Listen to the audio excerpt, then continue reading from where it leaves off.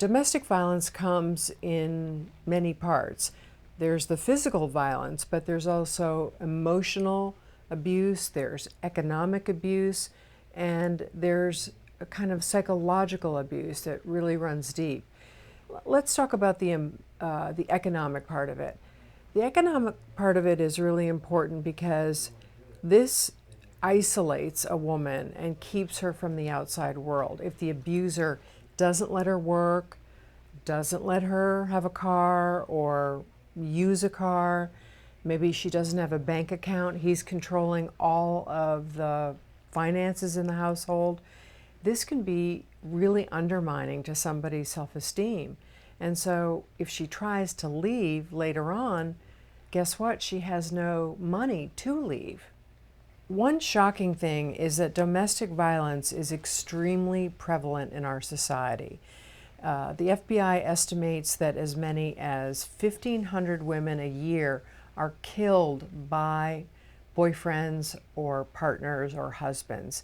But in the larger picture, up to 2 million men a year batter their partners. That's a huge number.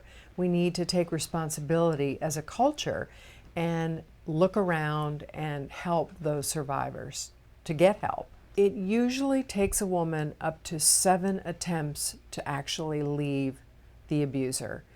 And another interesting point is that a woman is most at risk for being battered or having very violent behavior used against her if the batterer thinks she's leaving. It's a very dangerous time. It's the most dangerous time in the relationship. Domestic violence is largely, the numbers tell us, men battering women. But there are cases where a man is being battered by a woman. And there are also many documented cases where domestic violence occurs in same-sex relationships. So it crosses the spectrum of both heterosexual and homosexual relationships.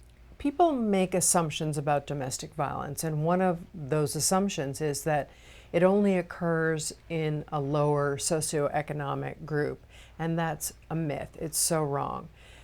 Domestic violence crosses all racial barriers, gender barriers, religious barriers, and socioeconomic barriers. Somebody that you work with, somebody that you know from church, somebody that is friendly in your family.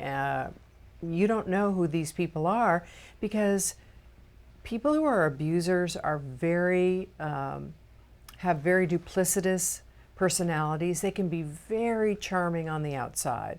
And that's part of why sometimes the survivor is staying, because the pattern is he strikes out with violence, the violence occurs, but then he comes back with loving things to say. Oh, please forgive me. That'll never happen again.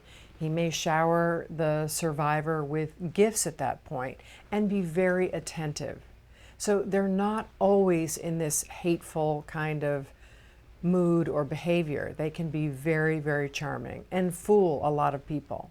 Emotional abuse is part of the pattern of domestic violence where the abuser intimidates and uses foul language and uses undermining words toward the survivor, is constantly telling her that she's no good, that she's worthless, that nobody else in the world would have her, so she better stay where she is.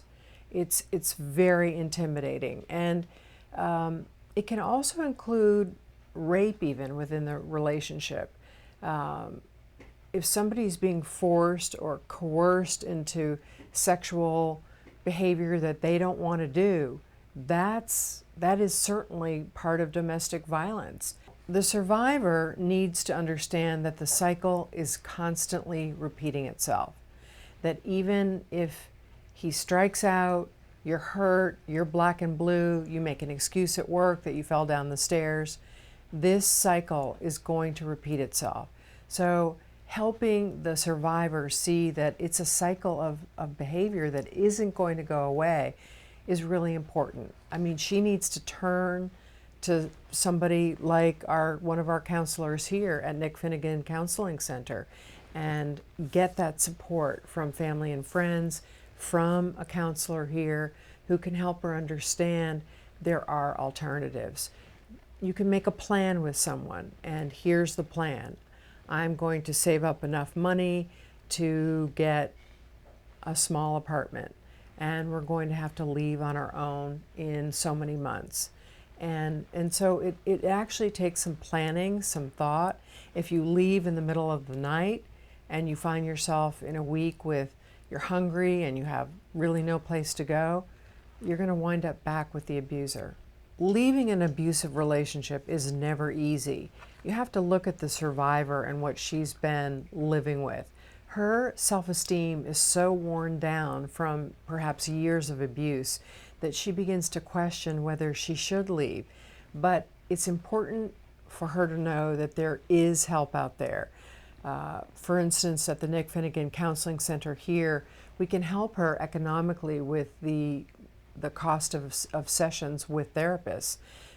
We are a sliding fee center, and we can help the survivor come up with a plan of how she's going to exit so she'll be less in danger, and we can help with how are the children going to react? What should I do to help them? So there is help out there. You don't have to stay in this abusive relationship.